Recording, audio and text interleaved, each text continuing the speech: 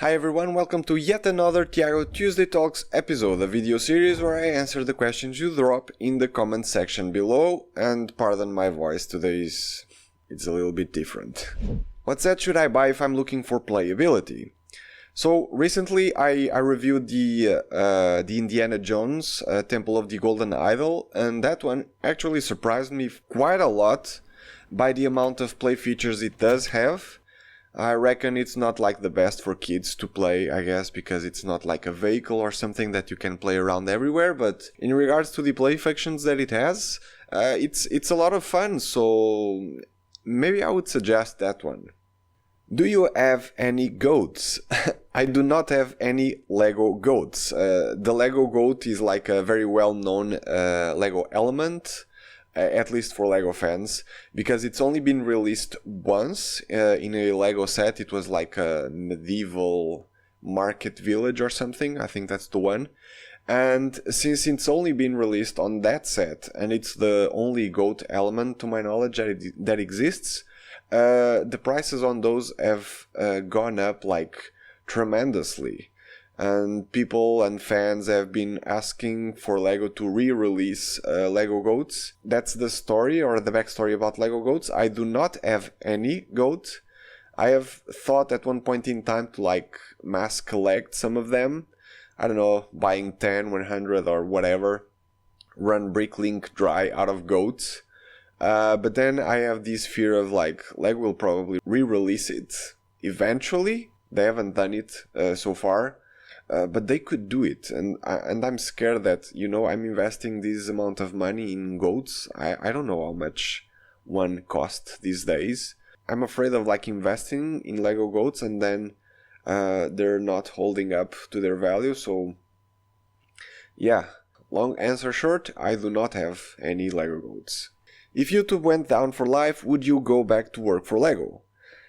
I hope that by the time that YouTube goes down, and I don't think it will ever go down, honestly, but if YouTube goes down, I hope that by then I'll have enough that I could retire and not work again, or work if I wanted to. Would I entertain the possibility of going back to work for Lego? Not at the moment, not in the next 10 or 15 years, but maybe after, you know, kids are out of my house, they're going to college or they're married or whatever, maybe I could consider, even if YouTube went down right now. I would have to find other solutions. Going back to Lego could probably be one of them, but I want to retire early, so yeah, I hope it doesn't come to that. If I need to survive and pay the bills, I would go there if it was like just not for fun, because it's still a job, you know, but to enjoy myself. What is your favorite food? I think I've answered this before, but it is like a Portuguese traditional dish, which is called bacalhau à Brás. The video editor will pull an image. It might not look like much, but it's really, really good. And also I'm a sucker for fast food, so hamburgers and pizzas. I love those, hot dogs as well. So I'm a sucker for fast food, but my favorite dish of all time is bacalhau à Brás. And if I can say so myself, I do a killer bacalhau à Brás myself. So I'm very proud of my bacalhau à Brás. How many times did I say bacalhau à Brás in this just short section? Lego sets have various sizes of boxes and manuals. I think I have manuals up to 30 different sizes. Why aren't some standard dimensions for boxes and manuals used by Lego? And do you, as a designer, have any influence on these? Well, if you think about it, even though there's like 30 different sizes of manuals and boxes, they're standardized boxes and manuals, you know? Even though they're quite different, if you like collect 1000 Lego sets, you'll only have 30 different sizes of boxes and manuals. So in a way it's standardized. It's not like one size fits all, because, you know, Lego sets are made in so many different sizes and shapes. So it makes sense to have like a limited amount of different sizes of box and manuals to fit all needs. But yeah, if you really think about it, it's standardized in a way. Do designers have a say in it? I do remember that at some point in the design process, we are told about what the box size will be. Not for BIs, I think that's like the building instruction team that decides that based on restrictions, because if a box is a certain size, then I would assume that there's like a couple different sizes that you can choose from. But yeah, I do remember, I have this vague memory of marketing team telling us what the sizes of the boxes of our Lego sets or the sets that I was designing would be. We don't get to say anything about it. I guess we could suggest it, if the set is this shape, maybe a box this size could be better. But that's the job of the marketeer, so yeah. What anime shows have you seen or are currently watching? There's like anime seasons throughout the year, and one just finished. And out of that season, I watched My Hero Academia. I love that show. I watched Tsurune. I like sport anime shows. And that one has a really cool style to it. It's a bit of slice of life kind of show, which I usually don't enjoy, but the art on that show is really good. So Tsurune. And I think there was a third one that I watched this season. I don't remember. And a new season just started, and I'm watching Demon Slayer, the second season. Very good show. And what else? It's still in the beginning, so I'm not really sure. Do I have them here in the computer? Jigo Kurako seems cool. And what's the other one? Ice Sleeve also seems good. At the beginning of each season, I'll pick like 4 or 5 shows to watch, or at least watch the first few episodes, and eventually I'll drop some of them. But for this season, I'll totally watch Demon Slayer. And yeah, the other ones seem interesting, but let's see how that pans out. Did he ever answer, does he invest in Lego sets, or was it even asked? I'm not sure, but I do not invest in Lego sets. I think Lego investment is not the kind of thing I'm interested in, because Lego investing requires something very important, which is space to store Lego sets. And I'm usually always running out of space. And I think there's a question that speaks more to this later in this episode. But yeah, I do not do Lego investing. I do keep a few, and I mean like 10 Lego sets sealed, like special things, employee gifts, inside tour Lego sets. But other than that, I do have a bunch of sealed Lego sets, but I'm in the process of like getting rid of those.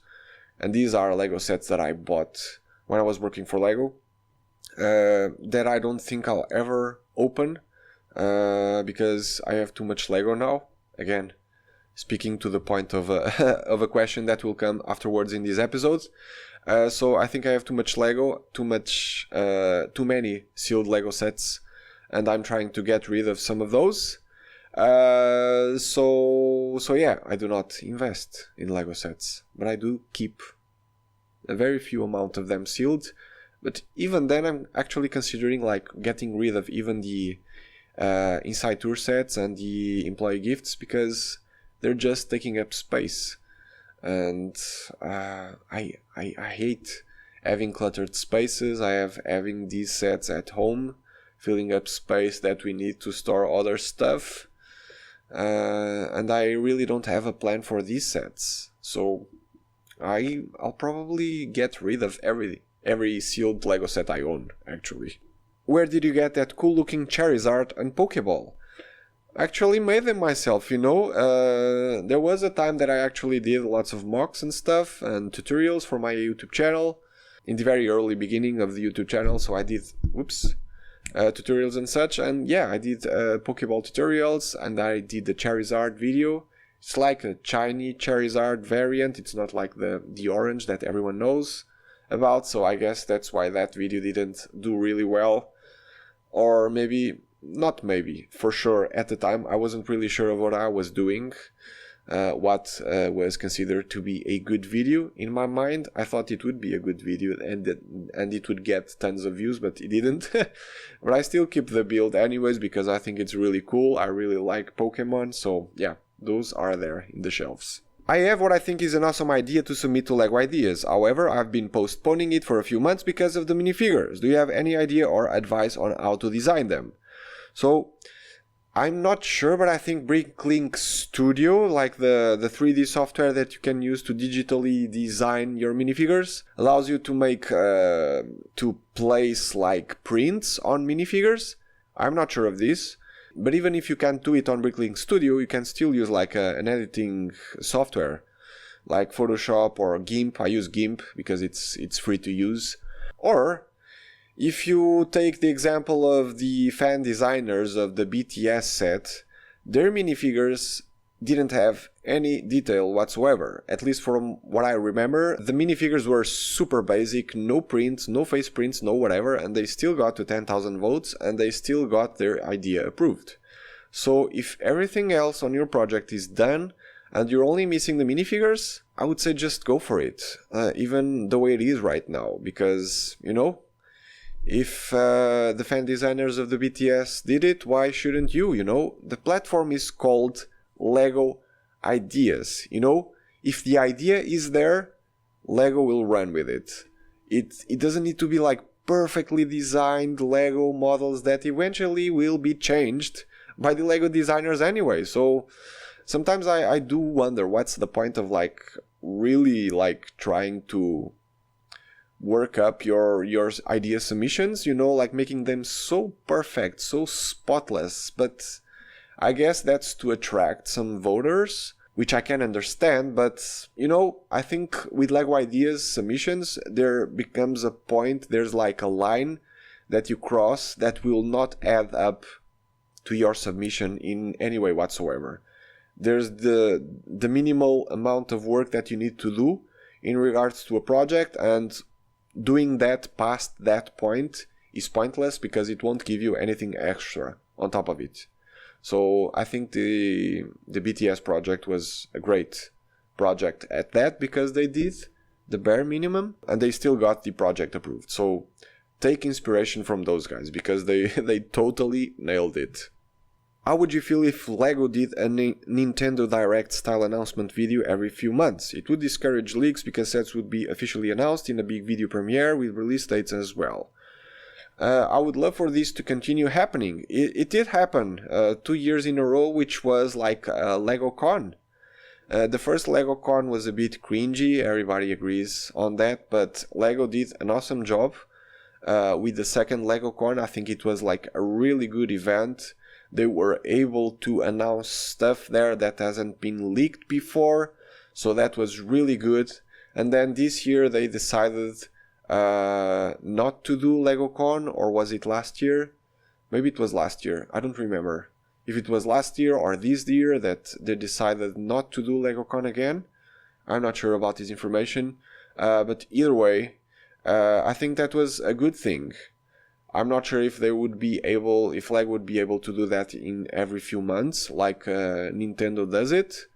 And I don't think this would stop leaks from still happening, unfortunately. So I would love for it to happen because it would create a lot more hype surrounding like LEGO products than leaks do, you know. LEGO leaks really only interests like super hardcore LEGO fans. It's not like a thing for the masses, for the casual LEGO builder. So I think, yeah, LEGOCon would do a much better job at creating hype over new LEGO products than leaks do, honestly. Have you been to Hungary? Also, what video games do you like to play? Please tell me about one video game from your childhood that was awesome for you. I have been to Budapest, so yeah, I've been to Hungary once, which was really cool. Video games that I play at the moment, not a whole lot. Like I said before, I don't have a lot of time on my hands to do it. I would like to go back to Mario Kart. I love driving games like Mario Kart. I played a lot of Mario Kart 8 on the Wii U, so I'm planning on getting the Mario Kart 8 again for the Switch so that I can play online, so that would be fun. A game that I clearly remember from my childhood was very similar to Mario Kart, which was called Revolt. It was like a Micro Machines type of game. You like control remote controlled cars through like life-sized environments, like running through. There was even a Titanic level, if I remember correctly, but you would be driving these remote controlled cars on neighborhoods, on inside houses and whatever, and there would also be like power-ups and things to shoot at other cars, like in Mario Kart. So I really like that one. Also, Age of Empires 2 was one of my favorite strategy games from my childhood, so I really like that one as well. Do you ever feel like you have too much Lego? Yes, I was talking briefly about this in the previous question, and I lost the second camera, so from now on it's only this way. I do feel that I have too much Lego. There's lots of sealed Lego sets lying around. I don't have like a storage unit to keep them. I only have this office and my house. The amount of Lego that I have in my house is not a whole lot at the moment, but I still have lots of sealed Lego sets that I'm thinking, what am I ever going to do with these? I'm not like opening them because I don't really need the pieces to do anything. I'm not doing any mocks at the moment, so they're just there, like getting dust on themselves. So I would rather just get rid of them to have more space. Because yeah, if you've seen my Lego Studio tour from this space, you'll find that I don't like to be in a very cluttered space. I can't really work like that. And if I'm seeing lots of Lego boxes around me that are sealed, that are taking too much space, that starts to get on my nerves, actually. Also, like built Lego sets. Every now and then I do like a culling. I'll like not get rid of, but like just dump them in the bin of parts, because I don't have the space to display that many Lego sets. And I already rented an office space so that I would have more space for Lego. And I still find that I'm always running out of space. So yeah, these days I've been thinking about that a lot. You know, I do have too much Lego. Lego keeps coming in, especially the stuff from LAN, and that I can't get rid of. I can't sell it. I guess I could probably just give it away. So I might consider doing that in the near future. But yeah, I have too much Lego.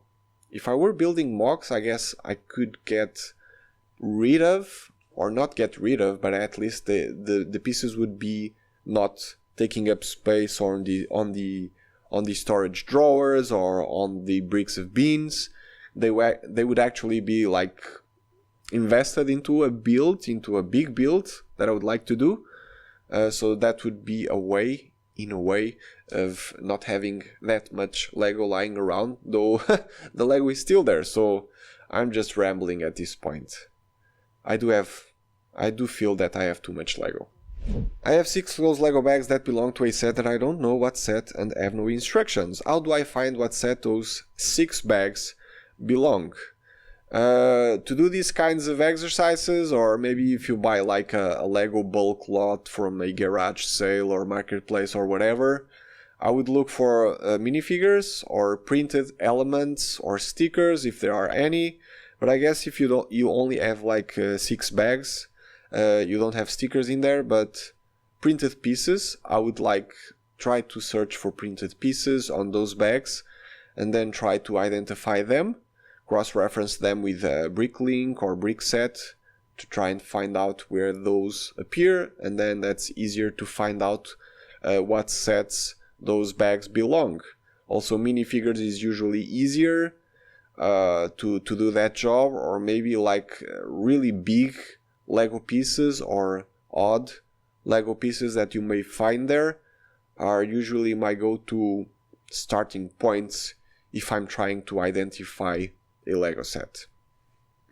Or maybe just go to a Lego Facebook group or whatever, take a picture, put it in there, like I have AFOLs of Facebook or something. I think there's a group called that. So you just go there, post a picture, and ask people for their help. And there's like hardcore Lego fans in those groups, so they'll very quickly will be able to point you out in the right direction. Indiana Jones Temple of the Golden Idol review video, you said stickers are a given on intellectual property related Lego sets. What do you mean by this? Do all IP sets feature stickers and I just never noticed? Yeah. I was doing a research for a question that somebody made me, complaining about stickers on Lego sets and whatnot, and then I was like, okay, let's look back at 18 plus Lego sets, IP, so intellectual property related Lego sets, you know, like Star Wars, Marvel, Harry Potter, those kinds of Lego sets, 18 plus on the box and up. And let's look at those and try to find Lego sets that fit those criteria that do not have stickers. I went back, I think, like 3 or 4 years of Lego releases that fit this criteria, and I was only able to find 3 IP related Lego sets that do not have stickers. Bowser from Super Mario, the Mystery Cube, also from Super Mario, and Porsche 911 from Lego Icons, which is not an IP per se, but it's like based off of a car brand, so you could consider that as an IP related set in a way. And just the other day I found out that one of the diorama sets, the Dagobah, that one also doesn't have stickers. So these are 4 IP related Lego sets out of like 60, 70, 80 Lego sets done in like the past 3 or 4 years that have stickers. So yeah, if people haven't noticed and people still complain about 18 plus Lego sets having stickers, at least for IP related Lego sets, like 95% of them have stickers. So, should we keep complaining about that? It's a given. They do have stickers. They will have stickers for forever and ever. So, yeah. So, the argument of complaining about stickers on 18 plus Lego sets, I don't think it's valuable anymore. I could agree if people were like, or if Lego sets, for instance, have like 2 or 3 stickers, and we're talking small stickers, then I think that Lego designers could have gone the extra mile to try and get those printed. But if we're talking like 10 stickers, 15 stickers, that like it's very common to see on Lego sets, then it's really hard for Lego designers to do it, because, you know, stickers are cheaper to produce than print. So it's always a choice of, okay, this set has 15 stickers, or it could have 15 extra printed pieces, but then that would add $20, $30, $40 to the cost of the set. What would you prefer, honestly? And at this point in time, I'm like, okay, I'm okay with stickers. I don't really mind them. And you know, IP-related sets have them. So, yeah. What are your thoughts on the 2 smaller Indiana Jones sets? Also, what are your thoughts on the new Disney collectible minifigure series? I think the Indiana Jones sets look really interesting. At least the Egyptian temple one, with the Anubis statues. I think that looks really cool because it looks very similar in play features like the Temple of the Golden Idol. So if that's the case, then it should be a lot of fun. The other one with the car and the fighter jet is also like a super iconic scene of Indiana Jones movie. So I think it's good for display, I guess, not as much for playability, because the Temple of the Golden Idol for playability is like top notch. It's really good. I was really surprised. So the temple with the Anubis statues, I'm not sure what the name of that one is, should be really good. And I've also heard people telling really good about the value of those two sets. that they have like a really decent value out of the money that you pay for those, so it's really good. In regards to the collectible minifigures, I've been doing some posts on here, on my main channel actually, community posts, and also sharing posts on Instagram. This series of Disney collectible minifigures is super detailed. It's like one of the most detailed series that I've seen in a while. There's lots of like dual molded prints, dual molded leg elements, also a few arms I think, lots of new air pieces for the princesses, and lots of new elements in that series. Is like an 18 minifigure series, super detailed. It's very, very good. I think it's one of the best minifigure series that Lego has done lately. That's it for today's episode, guys. Please drop a like if you like this video, comment down below if you'd like me to answer some of your questions, and subscribe to this channel, because this is a completely separate channel from the main Tiago Catarino channel. This is only a channel that I do for these types of videos. I like to keep things separate. It's good for the YouTube algorithm. It's also good for the YouTube algorithm if you subscribe, so please do. Thank you.